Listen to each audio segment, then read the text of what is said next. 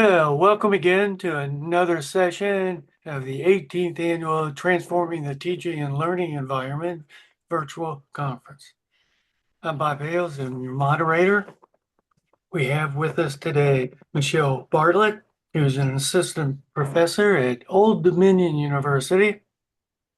Michelle is the past editor for the Career and Technical Education Research Journal.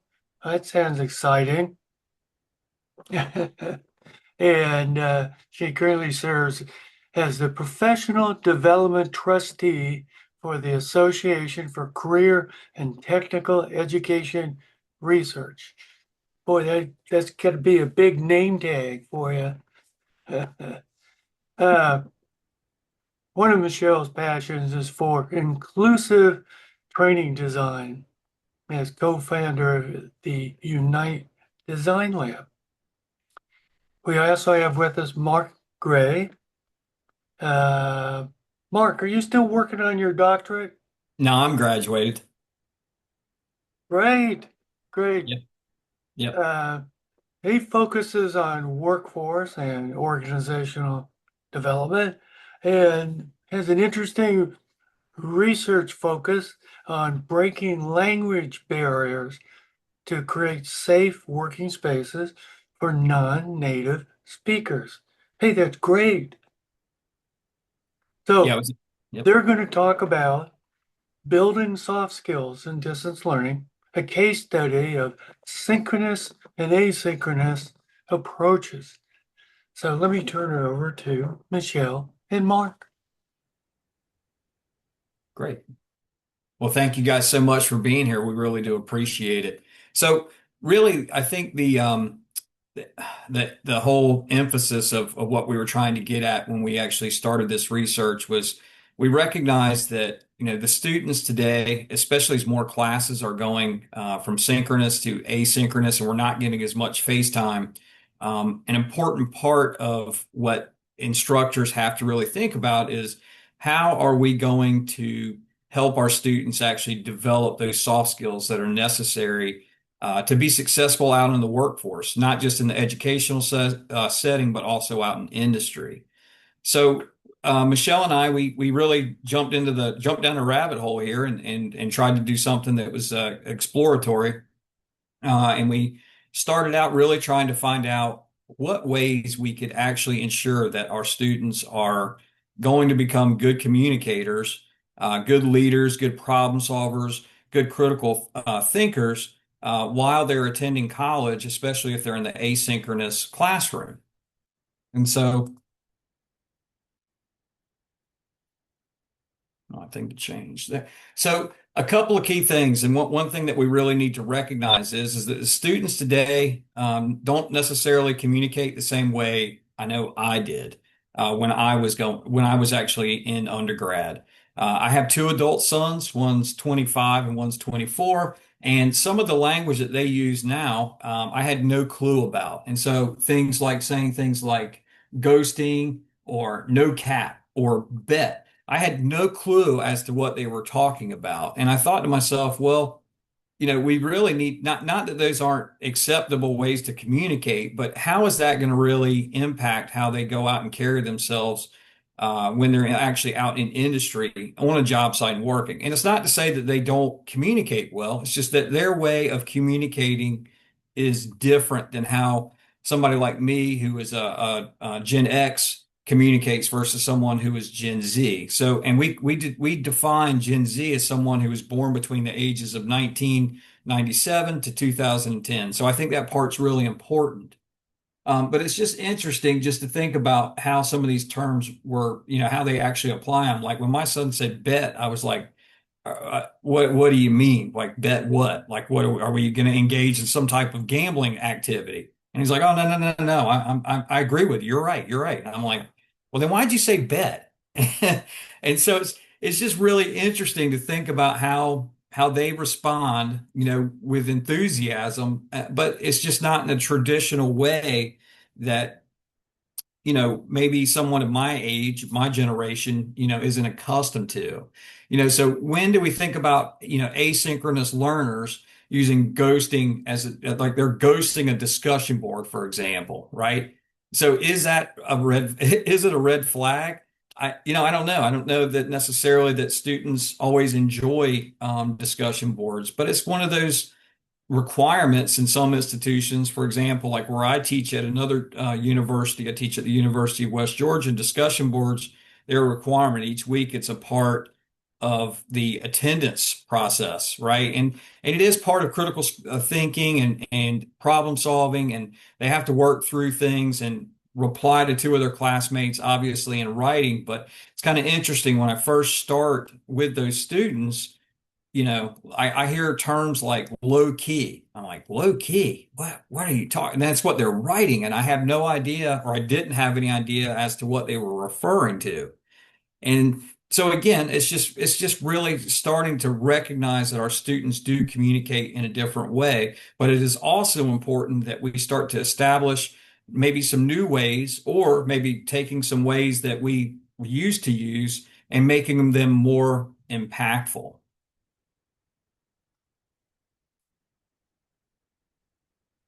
So, do you believe Gen Z lacks soft skills? Why or why not? Oh, that's coming up. That's weird. That I actually reinstalled that. If you want to, you can go ahead and put it in the you can put it in the chat. Do you think that they actually lack soft skills? And then maybe a brief explanation as to why or why not. That would be helpful.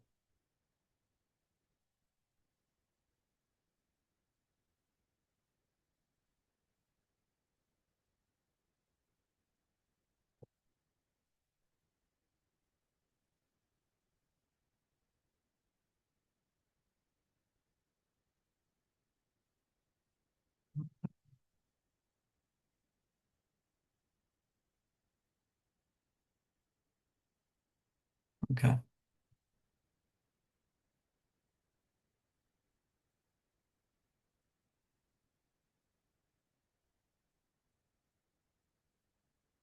Oh, that's very interesting. So on TikTok, you thought that you thought you saw a serious difference in soft skills. Wow, that's interesting. Yeah, that's true. They do think they do have good soft skills, which to me is very interesting, right? And I think that's where it comes back to the idea that we really need to define what those soft skills, actually are. And that's actually another separate research project that we're working on to come up with some acceptable definitions, but that's for an entirely different presentation. So some interesting things or statistics to think about when we talk about soft skills. So 30% of executives actually don't want to hire Gen Z workers. That to me is highly concerning. Because the research actually shows, or well, according to industry, that there's a critical gap when it comes to communication, professionalism, and then adaptability. So, so what we need to help our students recognize is it is all about career survival, right? How can we now use soft skills to help determine employability? And it becomes even more critical when we start to think about how our institutions are offering education, right? So many students now are going the asynchronous route. Now, obviously, it's not every institution, but there are many institutions that are also offering asynchronous courses. So how are we going to get to a place to where we can help our students actually develop soft skills while they're attending classes asynchronously? Because they may lack some components of actually being able to engage. And I'm not saying that they're not engaging when they're in a discussion board, but not every professor, when they design a course or create a course, thinks, oh, maybe I should allow my students to communicate with different types of mediums, right? So maybe they can make a video reflection, or a video discussion, or a video response to one of their classmates. I mean, and that whole idea of building community is different, but not every professor thinks about it the same way. So it's just really just looking underneath the hood and trying to make some decisions about, hey, when I'm developing a course, what can I do to try to help my student um, develop those critical soft skills that industry is actually telling us. Because when you think about 30% of industry HR professionals not wanting to hire someone who is in Gen Z, is that going to become a larger number in the next 5 years, 8 years, 10 years? And so, Michelle and I, when we were working through this, it's like, well, we need to think about some different ways of how we can actually engage the students to see if we can get some different results, to see if there is actually some improvement.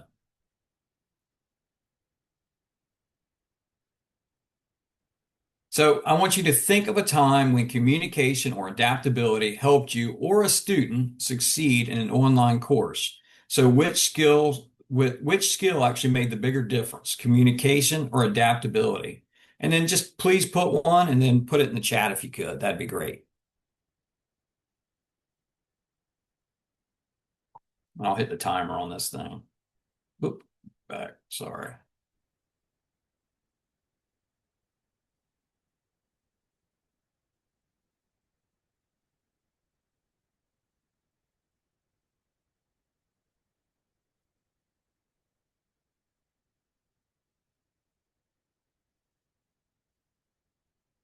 Yeah, definitely a domino effect. Let's see.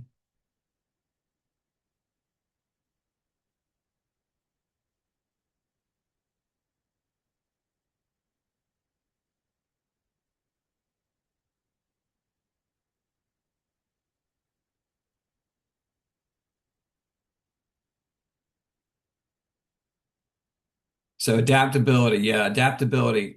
And Michelle, maybe you could speak just for a moment about what you mean by that.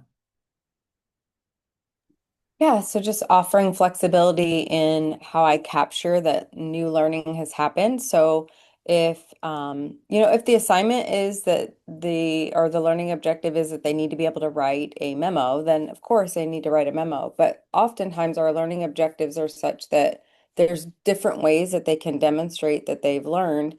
And then when they only have one option to show that, you might capture some of the learning and the people who can demonstrate in that way, such as writing a paper.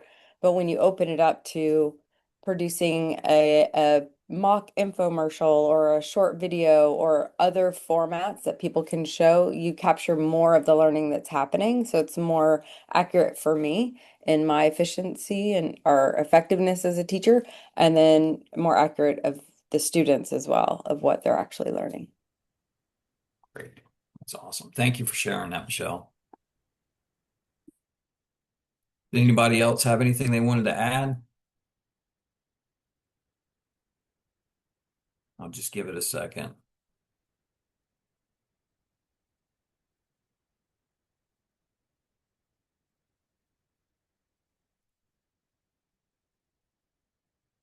But with that, I will just move forward. So we had two research questions that we focused on for this. So how do synchronous and asynchronous learning influence soft skill development? And then what instructional strategies effectively integrate soft skill development through reflection?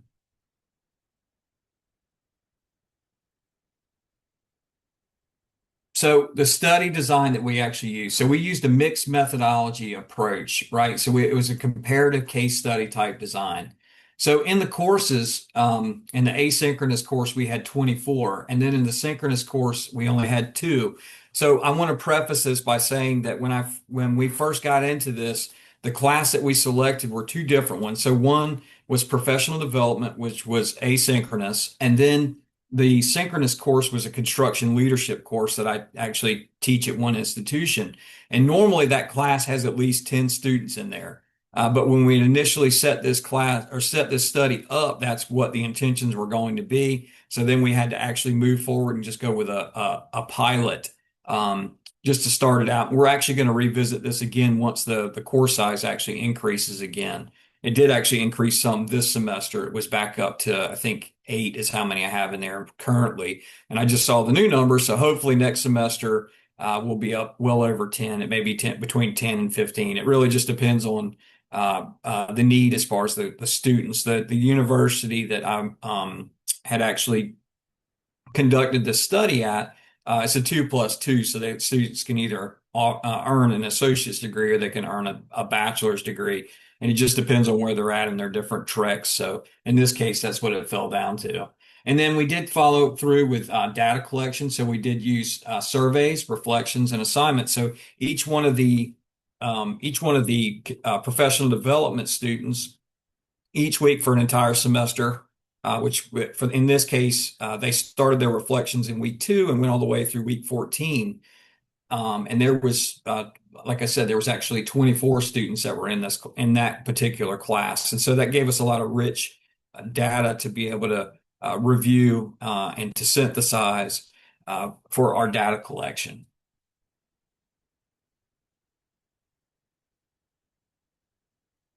So the instructional synchronous versus asynchronous. So the features. So some of the things that we had for the asynchronous obviously had the reflections, but the synchronous, it did not. They had a disc assessment. I don't know how familiar everyone is with a disc assessment, but it's used to help students actually determine different levels of their abilities for leadership. And so with leadership, it gives you inside that disc, you score in different sections, and in different sections, you may find out that you actually have a blend of certain leadership skills versus another. It's very interesting, and it's a great tool to allow students to get a visual representation of what their leadership styles actually look like, or where according to that assessment, where it might be strong or weak, but it is self-reported. In both courses, they actually had real world scenario work. So the reflections actually did focus on, they had to actually talk about in their reflections about things they were working on in their professional development. And I do want to give some context to this. So these students are in, many of them are in construction management, project management, estimating, interior design. It's a pretty vast, different group of individuals who participate in this. And then in the construction leadership, those were all in person via Teams, where we actually met and then we actually held discussions to talk about different scenarios within the construction industry about things that they had witnessed, maybe something towards hazard recognition. It entirely depended on what we were discussing. I mean, we talked about things like Maslow's hierarchy and so forth. We got into conflict resolution with the Thomas Kilmann scale. It was very interesting. And then we also had live class time with the synchronous and obviously not in the asynchronous. Now, one thing I will say for the asynchronous course that students actually got to participate in is in the professional development course, we did meet one-on-one. We had at least a half an hour. Sometimes it was an hour where we actually had one-on-one conversations about what they felt they needed to improve their professional development when they were going to move out actually into industry. And so they had 2 different pathways they could actually investigate. They could either do an internship or they could actually do a non-internship pathway. So far to date, I've had 150 plus students actually go through that course. And the majority of them actually go to the non-internship pathway because it's self-directed. So it gives the student the opportunity to really explore what direction they feel they need to work on as far as their professional development. Now, there's parameters that they can utilize, like volunteer service experiences, like working for Habitat for Humanity. They can work on certifications or professional certifications through software like Procore. They could work on an OSHA 10 or an OSHA 30. They also have, they can conduct informal interviews. They can join professional organizations. And then they go to actually, if they join a professional organization and attend a meeting or some type of mixer, then they have the opportunity to really go each week and they have to reflect on those experiences about what they learned. And there's a great deal of value in that. And we'll get to the results section in this, but I'm really excited about the power of reflection and really just trying to figure out the best way to help students learn to actually reflect. And it's really kind of interesting because, reflection used to be something that was really popular. I mean, I know a lot of people when they were growing up, I mean, many people kept diaries. It didn't really matter about so much even your gender. Men wrote just as much as women. And I don't know if it's something that has to do with the digital age where people are no longer, they're not writing or handwriting things as much. But the really interesting thing about the professional development class when it came to the reflection was is that students had the opportunity whether they wanted to reflect in some type of video submission, which I will say none did. They had the option. I didn't have any that wanted to do that, but I did have some that actually did get themselves their own journal, and some of them actually wrote in different colored pens depending on what subject they were actually covering to correspond to what they were um, focusing in their professional development. And what some of them took screenshots of that writing and then just uploaded it into Canvas, and then I got the opportunity to review it, so it became a living artifact, which was really great. And it gave students an outlet to be able to really talk about what they were learning, what was actually going on, and some of the prompts we actually had the journal entry itself. There was a template. If they chose to use that, they did not have to use that, but the template did focus in on some things about what they were learning when it came to soft skills. So some weeks you'd have some students who would talk about communication, what they learned about on the job site, or if they were out estimating, they were out with a group of people learning how to use the equipment, and they were really reflecting on what they learned about what they didn't know.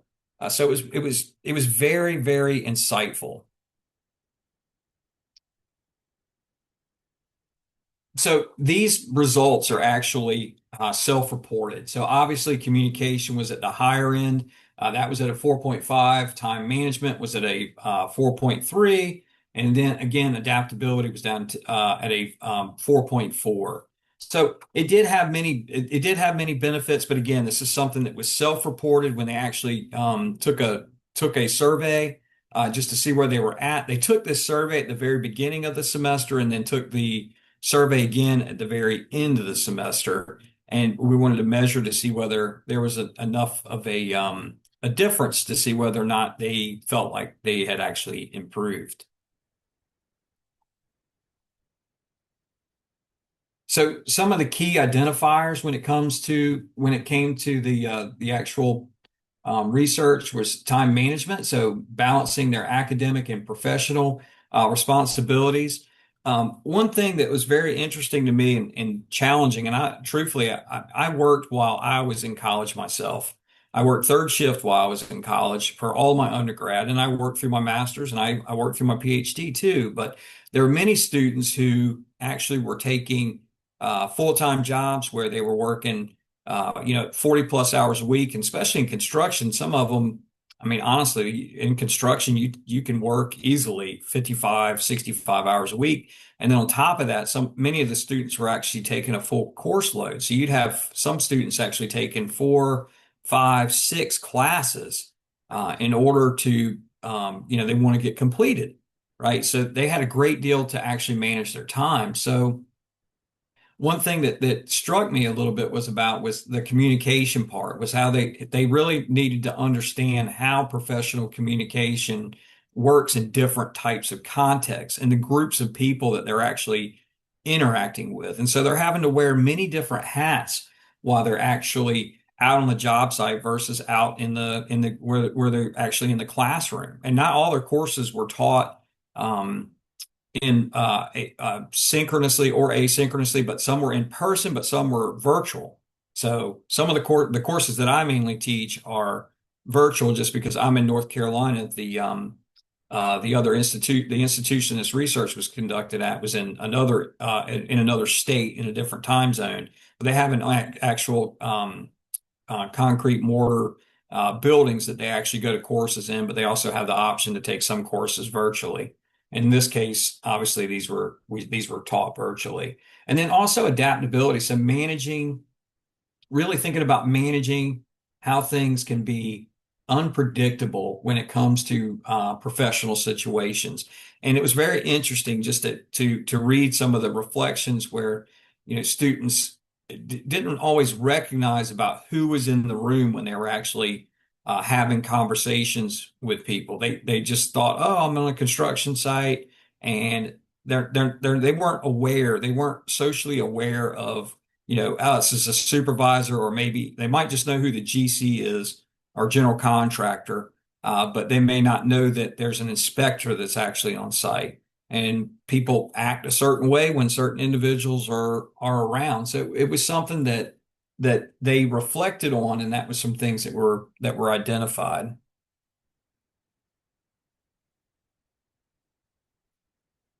So thinking about the synchronous versus asynchronous learning.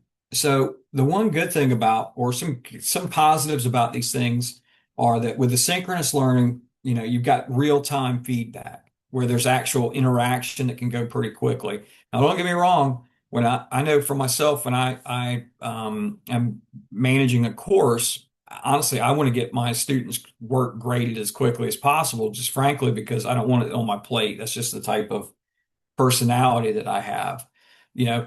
But I will say with the asynchronous courses, it did give me more time when I had their writing to really reflect on what the students were actually telling me. And it gave them time to really seriously take time to have some type of structured reflection when they were thinking about what they were going to do for that week.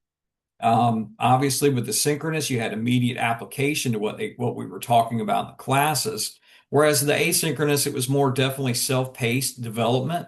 I mean, so I have deadlines for when things were actually set up for the courses. Everything was due. Our weeks run on Friday to Friday. So Thursday night was when assignments were due at 11:59.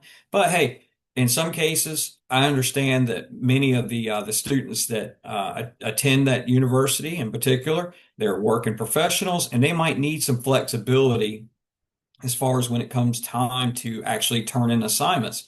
So I just needed them to communicate. And whether that was in a text message or hitting me up on Teams, or if they sent me an email, I had to learn the hard way to make sure that they put the course number in the subject line, just so I wouldn't get my students confused, because sometimes communicating via email can be very um, general. People are very general sometimes. Hey, I need an extra day on this course. I'm like, well, I don't even know what course you're in. But, I just need an extra day on this assignment.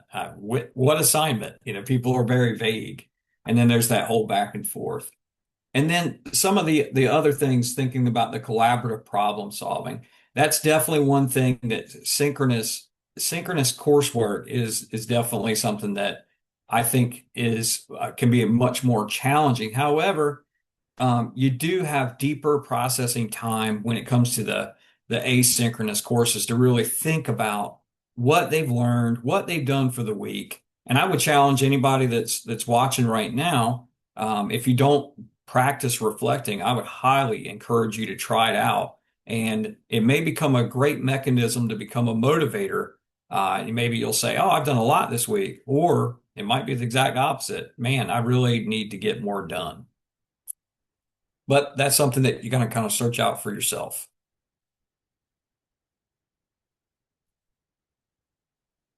So if you were a student, which format do you think would help you develop soft skills more effectively? And you can put that in the chat. That would be great.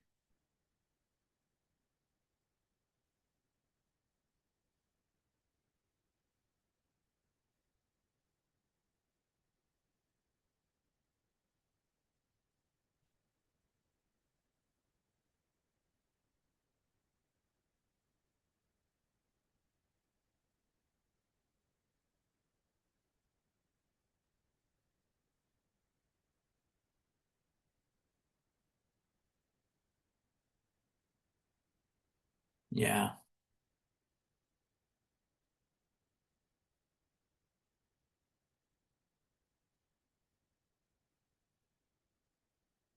Yeah, I think yes, synchronous for me too, probably, Michelle. I don't know though. It depends, I think, on what the context of the course is. I mean, I can be honest.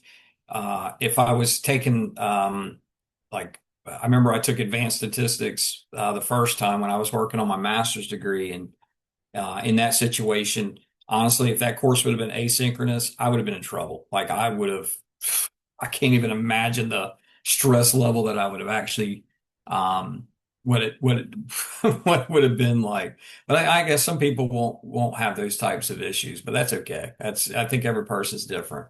I do think asynchronous, just with the flexibility that it offers, gives students the opportunity to really try to block their time out about how they want to do it, which actually can help with the time management piece if they can learn that practice. And I know for myself, I was fortunate enough to have a mentor actually tell me about the value of blocking out their time and how she did it, and it changed my life dramatically because I found out that I could get a whole lot more done if I planned my day according to what I had to get accomplished. But I had to be intentional about actually doing it.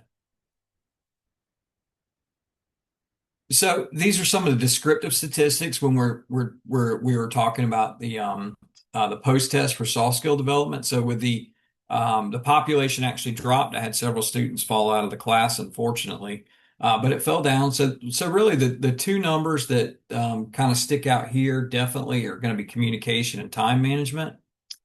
They had the highest mean scores at 4.47 out of 5, and then with a median score of 5. And then that indicates that most students really felt highly confident in these areas by the end of the course, which is important. I'm not saying that it's always it can be always accurate when it comes to self-reporting, but again, that's a conversation for another day. Students I've found that either they feel really great about their abilities and then others don't feel so good about their abilities. And I think maybe the right answer is maybe they're kind of in between.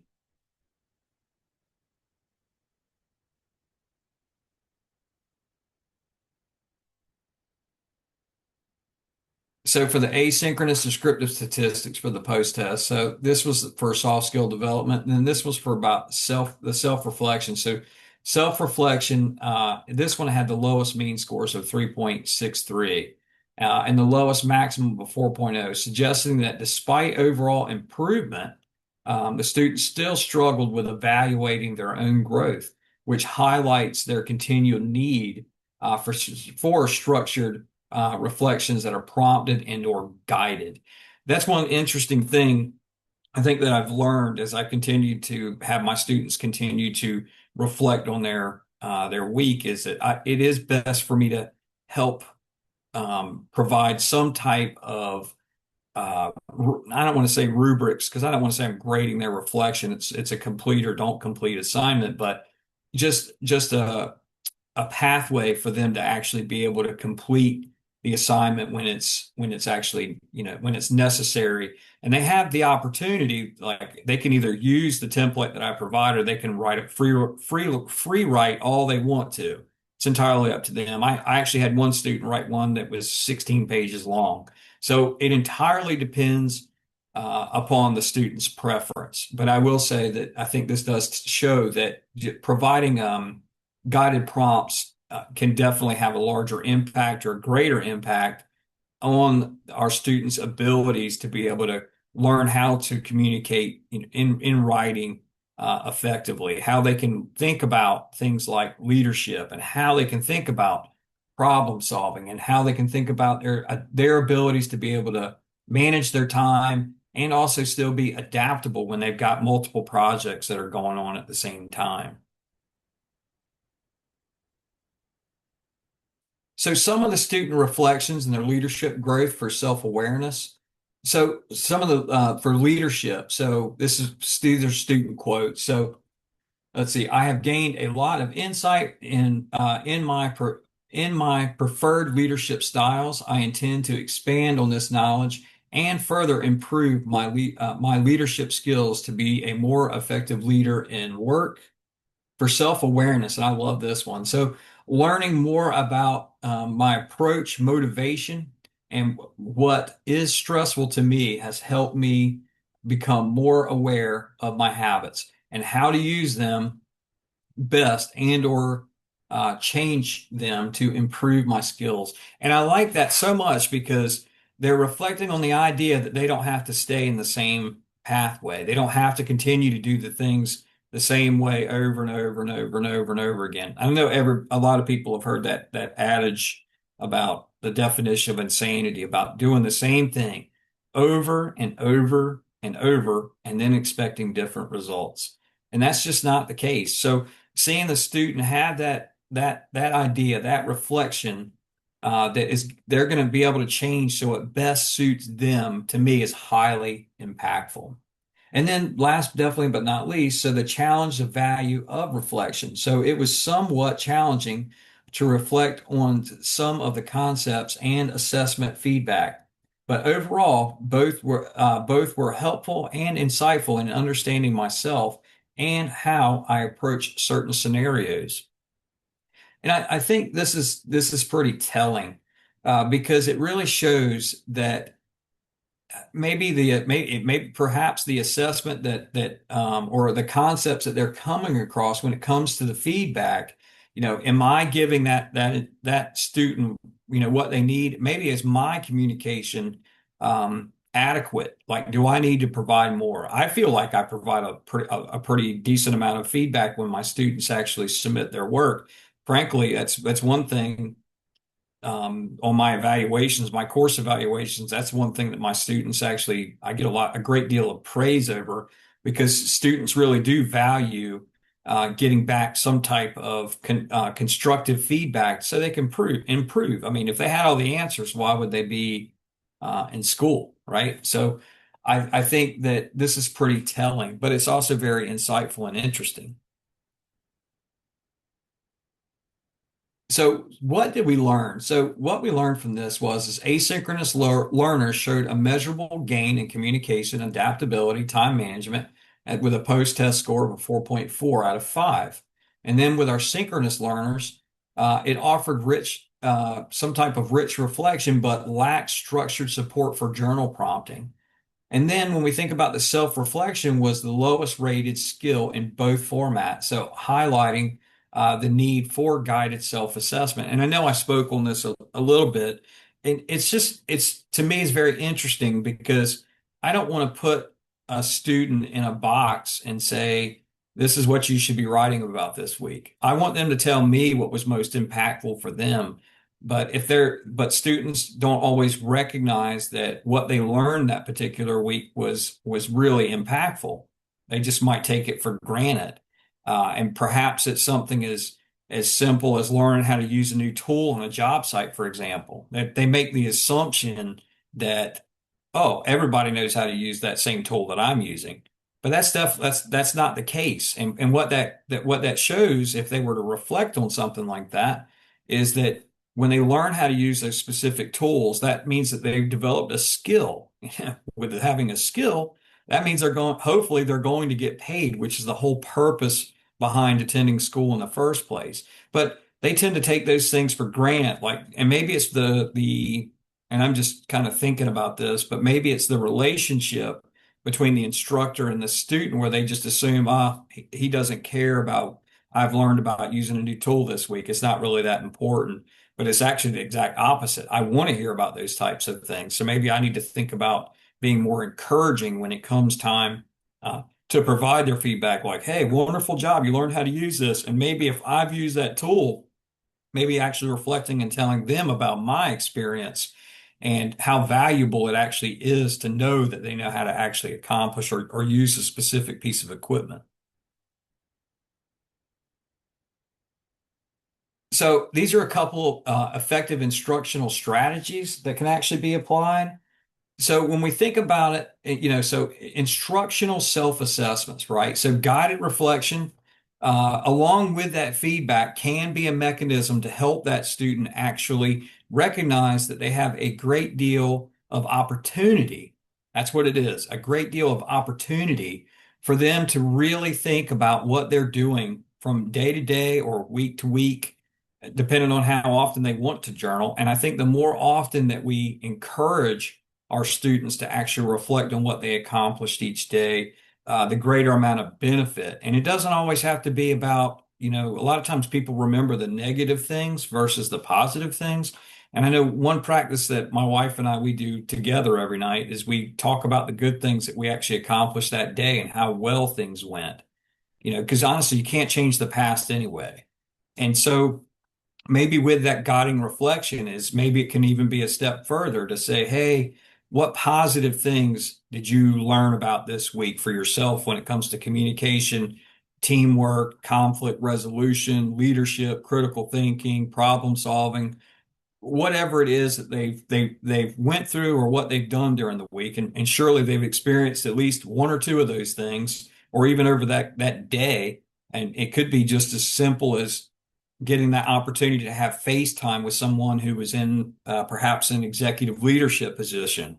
Maybe they're a laborer and they haven't had much interaction with somebody who could have a greater impact and trajectory for their career a little bit later on, but really recognizing, hey, I got some FaceTime with this person today, which really folds into the whole real world application. When you think about the practical types of exercises that can be stimulated through workplace scenarios, and that's something like I do occupational health and safety is part of my main job. And so hazards on a job site are something that we talk a great deal about because we want people to actually come to work and leave work the same, if not better, right? That's our goal. But it doesn't always come out that way. So thinking about safety and then thinking about soft skills like communication and teamwork and adaptability even become even more important. And then for our students themselves, making sure that we actually provide targeted feedback to actually help guide and communicate what we expect as far as for communication and or adaptability. Making sure that our students recognize, just like that one quote that was up there previously about how they recognize that they needed to change, that they could change if they needed to change in a certain scenario or situation.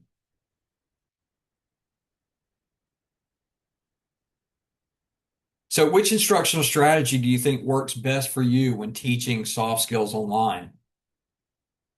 You can throw that in the chat. That would be great.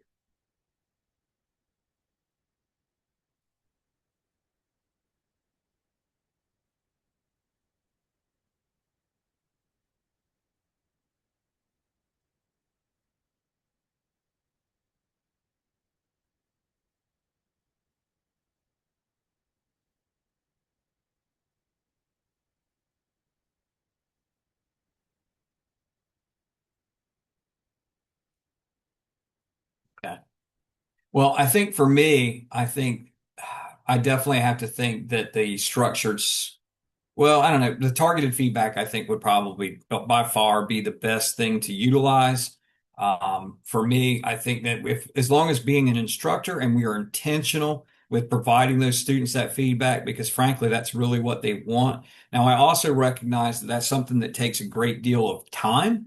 I know for myself, something that I do is I've actually got like a template that I roll through for each one of my assignments. I build that template based off the rubrics, and then I can just apply what I'm reading about whenever they actually submit their assignments. And that just makes the time actually go a little bit quicker. That, and on top of actually blocking my time off, for me makes the one of the larger impacts. And then, like, I've got my set days: Wednesday afternoons, I'm grading; Sunday evenings, I'm grading; and then if I get the opportunity to grade, during the middle of the rest of the week, great. If not, hey, I got a plan. I'm definitely gonna work on that, making sure that I actually give targeted feedback to my students, but I need to make sure that I apply an adequate amount of time to ensure that those students are going to get the feedback that they deserve, because frankly, they're paying for the class. Oh, real world applications. All right, that's what I'm talking about. Yeah, I think the real world applications for sure can be something that is extremely valuable. And I think it has a wonderful place because, frankly, if students are in school, we just don't want to teach them about theory. We want to teach them about actual practices. And I think the practical application side is definitely just as important.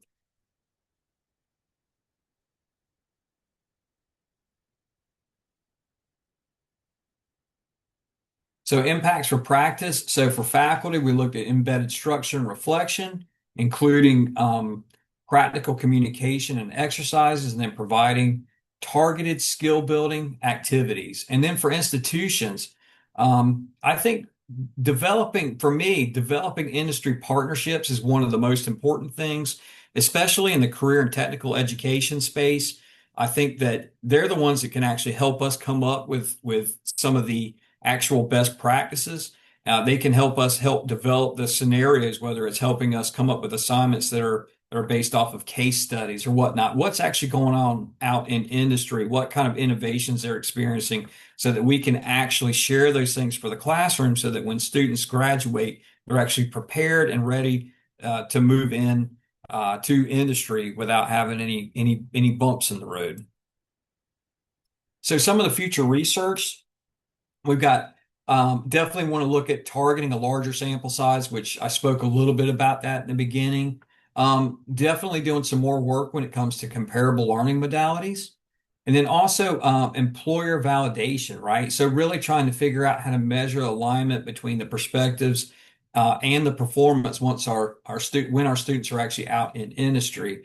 And then looking at some of the post-graduation outcomes, which is that's probably my favorite one about all of these. However, one that might be a little bit more challenging, because unfortunately, a lot of times once our students actually leave the institution, they're out in industry, and it is harder to continue that connection on. Now, I've been fortunate enough; I've had relationships that I've built with my students, and many of them do reach back out to me. But that one by far is probably the one I'm most excited about. And with that, that is the end of the presentation. Does anybody have any questions? Oh, and please feel free to reach out if you do have any questions or interested in doing any kind of future research. And I think I am about right on time.